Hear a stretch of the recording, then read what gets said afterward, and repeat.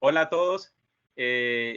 Hoy tenemos la oportunidad con un grupo de trabajo presentar una investigación de dos trastornos. Permítame presentar a la compañera Yeris Melissa Henao y a la compañera Angie Erazo.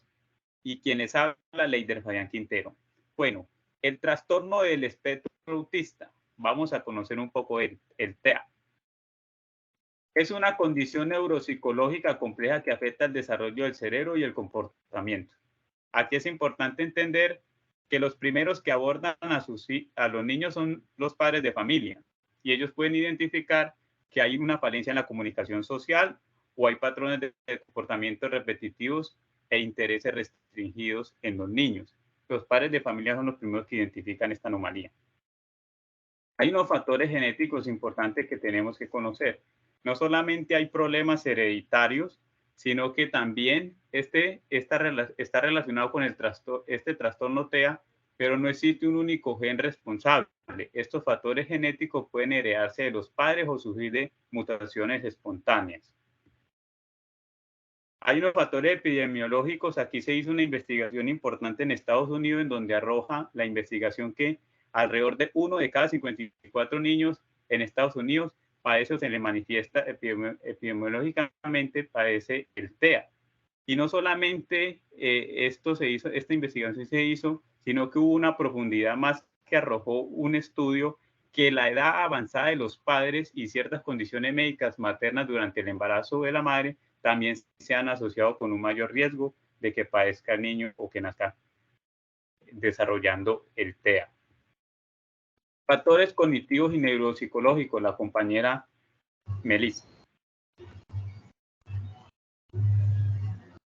Bueno, algunas características cognitivas y neuropsicológicas del TEA varían ampliamente entre las personas afectadas. Algunos rasgos comunes incluyen dificultades en la comunicación social y en patrones de comportamiento que suelen ser repetitivos y restricción de intereses. Las personas que sufren del TEA pueden tener habilidades cognitivas excepcionales, como en las matemáticas o en la memoria visual, pero también experimentan algunas dificultades en la teoría de la mente y la empatía. Las formas de evaluación del TEA generalmente se realiza por profesionales de la salud mental. Se basa en una evaluación clínica integral que suele constar de entrevistas con los padres o los cuidadores, la observación del comportamiento, las pruebas neuropsicológicas y evaluación de habilidades sociales y comunicativas. Las formas de intervención: existen las terapias basadas en evidencia, como la terapia del juego, la terapia ocupacional y la terapia del habla. Estas pueden ayudar a mejorar las habilidades sociales y de comunicación. También está la teoría conductual, la terapia conductual, perdón, como el análisis de comportamiento aplicado, el ABA. Se utiliza comúnmente para abordar comportamientos problemáticos y mejorar las habilidades adaptativas. Además de esto, la educación especializada y el apoyo individualizado son componentes claves para mejorar el TEA. Bueno, otro tema es el trastorno de la comunicación. Conozcamos un poco el trastorno de la comunicación. Antes de leer el contexto, recordemos, los padres de familia son los primeros o los cuidadores que pueden detectar anomalía o estas malformaciones en el desarrollo de un niño. Para empezar, las dificultades en el desarrollo del lenguaje. El trastorno de comunicación ya se basa en que hay una falencia en el lenguaje. En los niños presentan fallas en la adquisición normal del habla, donde muestran un retardo en el desarrollo de sus habilidades articulatorias. Trastorno fonológico o trastorno en el desarrollo articulatorio. O en la fluidez y el ritmo con que se produce el habla, tartamudez. Los rasgos que caracterizan las etapas del desarrollo normal del lenguaje son una interpretación no aislada o descontextualizada, sino global, que contempla las múltiples variables implicadas en la comunicación y el lenguaje. Los trastornos de la comunicación forman parte del DSM-4, pero está en la clasificación actualmente del DSM-5. Los trastornos de la comunicación son un grupo de afecciones psiquiátricas que influyen el trastorno del lenguaje, trastorno del sonido del habla, el trastorno de la fluidez de inicio de la infancia, tartamudez, el trastorno de la comunicación social y gramática. Acá hay unas etapas del desarrollo normal del lenguaje. Vamos a identificar algunas. Por ejemplo, de 0 a 2 meses, debe haber en su normalidad una percepción de fonema. Cuando el niño hace cuando el niño se tiene en la cama y cada ratico vemos que el niño, o identificamos como padres de familia esos fonemas. Las respuestas de estímulos, preferencias por los sonidos verbales.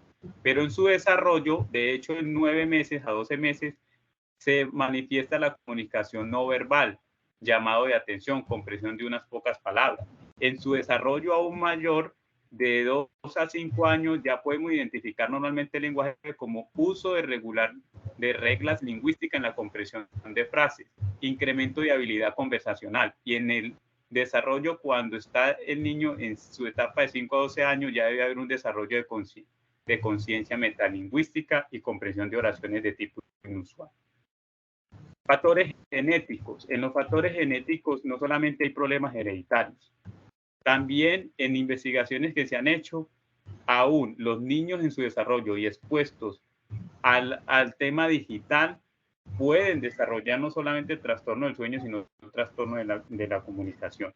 Hay unos síndromes, entre los cuales está el síndrome de Landau-Kleffner, la epilepsia rolándica o silviana, con disprasia verbal o el síndrome de la delección del fragmento. Las características son dificultades para la adquisición y el uso del lenguaje. Y una más es la deficiencia de la comprensión o la producción del vocabulario, las estructuras gramáticas y el discurso.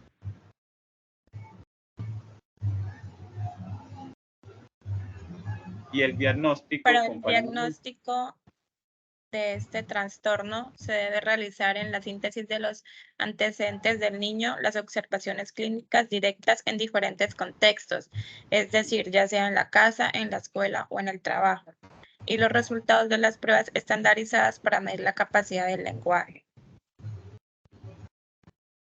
En la forma de evaluación es importante supervisar desde el nacimiento el desarrollo de la comunicación y de la audición en los niños. Es importante que los padres y profesionales puedan identificar lo antes posible trastornos potenciales de la comunicación.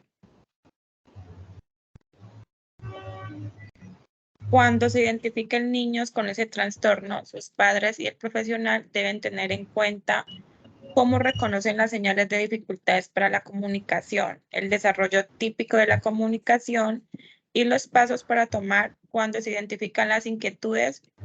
Una vez una inquietud en aumento sobre un trastorno de comunicación ha sido identificada, es importante que los profesionales realicen u ordenen pruebas de detención y una evaluación apropiada de la comunicación del niño.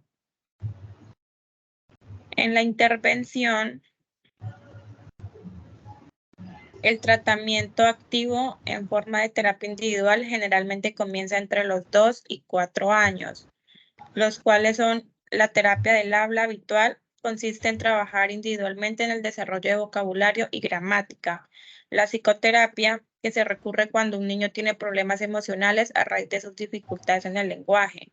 También está la terapia de manejo de la conducta, la terapia cognitivo-conductual, la terapia nutricional y la terapia medida por los padres, que es la fisioterapia. Las principales técnicas que se emplean son la terapia del habla habitual, que es la que consiste en trabajar individualmente en el desarrollo de vocabulario y gramática, y la psicoterapia, que recurre cuando un niño tiene problemas emocionales a raíz de sus dificultades en el lenguaje. Ok, muy bien. Esta es nuestra presentación de estos estudios, de estos trastornos, y como profesionales en psicología vamos a enfrentarnos en el campo clínico a estos, pero para eso nos estamos formando. Muchas gracias a todos y hasta una próxima.